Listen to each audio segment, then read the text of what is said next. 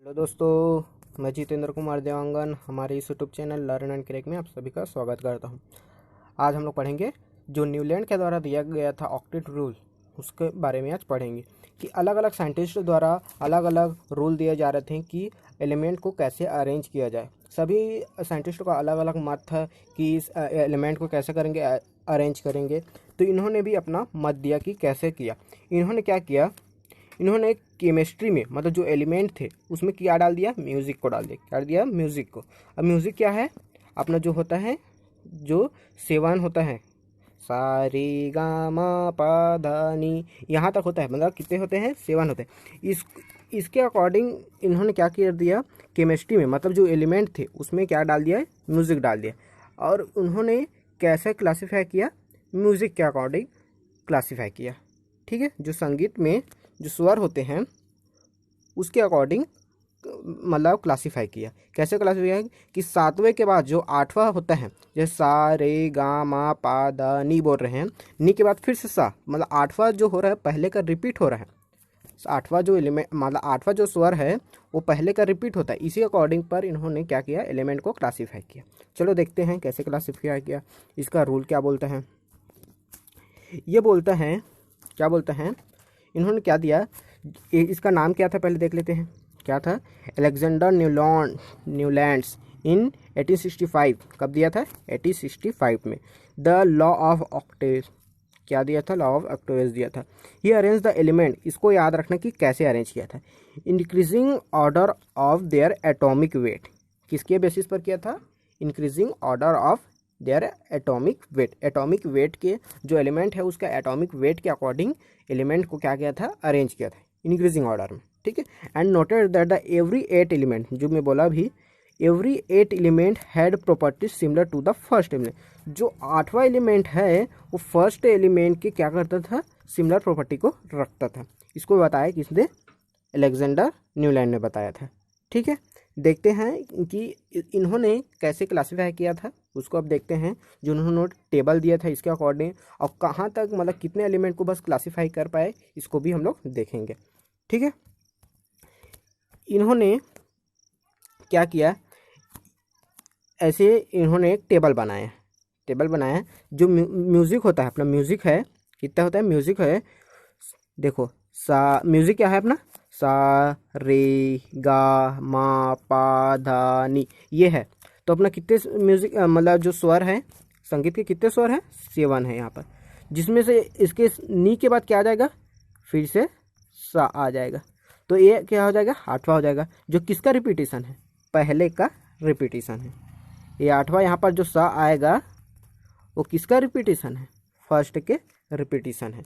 तो इन्होंने बताया, इन्होंने क्या बताया, जो 8वां एलिमेंट होगा, इसके बाद जो 8वां एलिमेंट होगा, जैसे यहाँ देखते हैं, lithium, beryllium, boron, carbon, nitrogen, oxygen, fluorine. इसको गिने तो कितना हुआ, 1 2 3 4 5 6 7 8। तो इन्होंने पहला जो लिथियम की प्रॉपर्टी जैसा कौन होगा बताया, सोडियम को बताया, क्योंकि इसका लिथियम का रिपीटेशन मतलब 8वां एलिमेंट कौन सा आ रहा है, इसके बाद सोडियम आ रहा है। क्योंकि इसके बाद जो इन्होंने क्या किया था, मतलब ये जब कर रहा था, क्या किया, जब इन्होंने पीरियोडिक टेबल बनाया उस टाइम क्या होता, नोबेल गैस जो था उसकी खोज नहीं हुआ था। किसका, नोबेल गैस जो होते हैं उसका खोज नहीं हुआ था। तो उन्होंने कितना कहाँ तक बताया था, फ्लोरीन तक बताया था। उसके बाद सीधा सोडियम मिला दिया था। उसके बाद नियान आता है, उसको उस टाइम खोज नहीं हुआ था। तो उन्होंने क्या बताया, सोडियम होता है वो लिथियम जैसे प्रॉपर्टी रखता है। अगर हम लोग यहाँ से काउंट करें, लिथियम से काउंट करें, तो इसका 8वां एलिमेंट कौन होगा, सोडियम होगा। ठीक है, तो इसके लिथियम जैसा प्रॉपर्टी कौन रखेगा, सोडियम रखेगा। अगर हम लोग बेरिलियम से लेते हैं, कहाँ से लेते हैं, बेरिलियम से काउंट करें, तो 1 बेरिलियम को दे तो 2 बोरॉन होगा, 3 4 5 6 7 8। तो इसका 8वां एलिमेंट कौन होगा, मैग्नीशियम। तो इसके जैसे प्रॉपर्टी कौन रखेगा, बेरिलियम जैसे मैग्नीशियम। इसी प्रकार कोई भी हम लोग कहीं से भी गिर सकते हैं। जैसे हम नाइट्रोजन का पहला एलिमेंट मांगने हमने, तो इसका 8वां एलिमेंट कौन होगा, 1 2 3 4 5 6 7 8।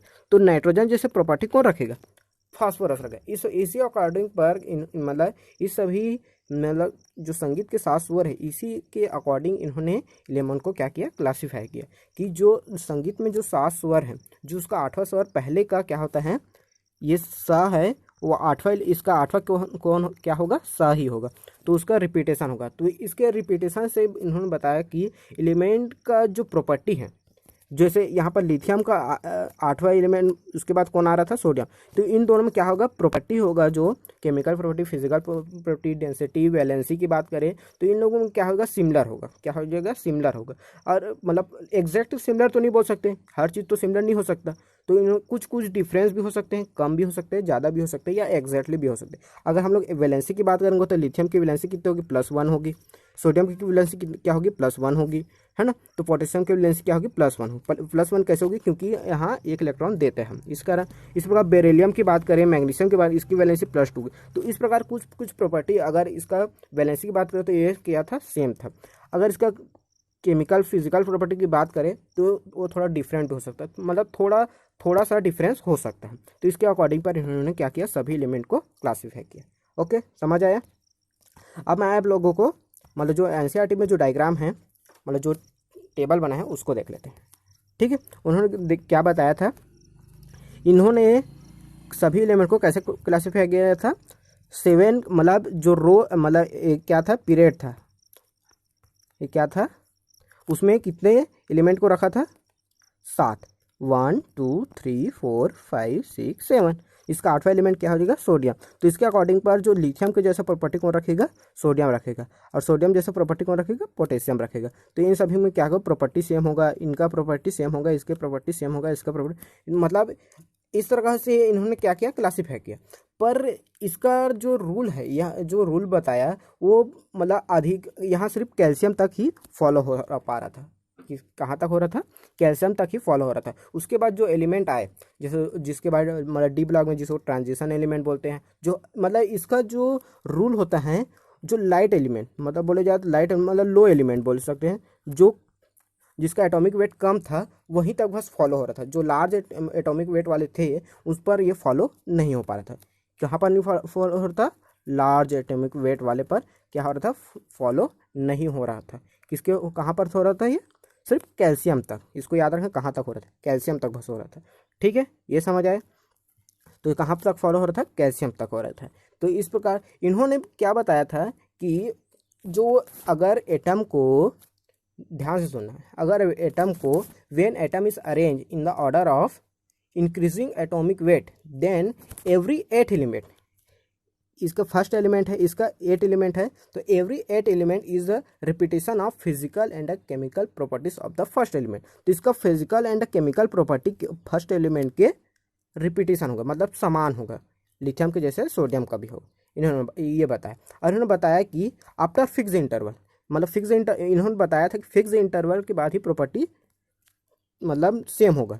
मतलब 8वां एलिमेंट, मतलब 7वें एलिमेंट के बाद 8वां एलिमेंट होगा पहले का, ये होगा रिपीटेशन होगा। मतलब फिक्स्ड बता दिया था कि फिक्स होगा कि 7वां एलिमेंट के बाद जो 8वां एलिमेंट आएगा फर्स्ट का रिपीटेशन होगा। इन्होंने फिक्स करके बताया था कि 8वां एलिमेंट फर्स्ट का रिपीटेशन ही होगा। इसके अकॉर्डिंग पर इन्होंने क्लासीफाई किया था, इन्होंने कैल्शियम तक बस इन्होंने क्लासीफाई किया था। ओके, यहाँ तक समझ आया।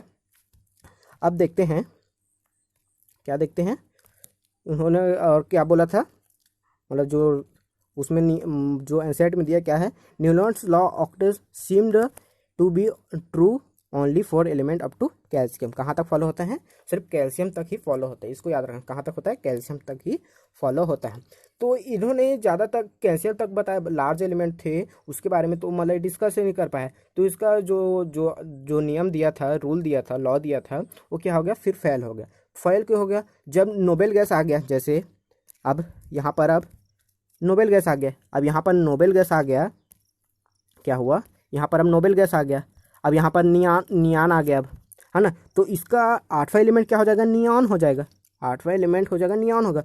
तो इस लिथियम जैसे प्रॉपर्टी नियान का नहीं हो सकता। तो ठीक है, तो इस प्रकार से जैसे यहाँ पर क्लोरीन के बाद यहाँ पर आर्गन आ गया, तो इसकी प्रॉपर्टी क्या हो गया, अब डिस्टर्ब हो गया। मतलब जो 8वां एलिमेंट है वो फर्स्ट का जो रिपीटेशन मतलब प्रॉपर्टी है सेम नहीं होती, क्योंकि ये इनर्ट गैस है, हैलोजन गैस है। ठीक है, जो इसके सोडियम है, जो लिथियम इसके जैसे प्रॉपर्टी है रख ही नहीं सकता, तो इसके कारण इसका लॉ क्या हो गया, फेल हो गया।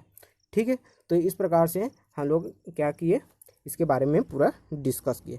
ठीक है, आप लोगों को इतना समझ आया। ये हो गया अपना ऑक्टेट, न्यूलैंड्स का ऑक्टेट रूल है, जिसमें म्यूज़िक को ऐड किया दिया था कि इसमें केमिस्ट्री में। ओके, चलो यहाँ तक हम लोग पढ़ते हैं। नेक्स्ट क्लास में हम लोग पढ़ेंगे, क्या पढ़ेंगे, जो अपना है मेंडलीव की जो पीरियोडिक टेबल है, मेंडलीव का पीरियोडिक टेबल है, और जो लोथर मेयर का जो ग्राफ है उसके बारे में हम लोग डिस्कस करें। ओके, चलो फिर बाय, थैंक यू। अगर आप लोग हमारे चैनल में नए जुड़े तो अभी चैनल को सब्सक्राइब कर लीजिए और बेल आइकन को जरूर क्लिक करके जाना। ठीक है, और लाइक शेयर जरूर करना। Okay, thank you, bye.